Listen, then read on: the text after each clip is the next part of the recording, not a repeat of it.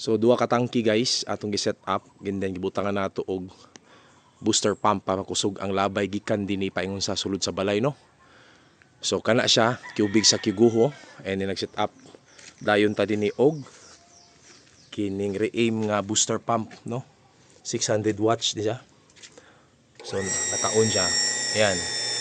So kung nay mag-on og gripo didto sa sulod sa balay, automatically iyan ang automatic wandar ang pump nato, and then after 5 seconds mapalong siya pag i-off niya. So auto shut off siya. So muna siya.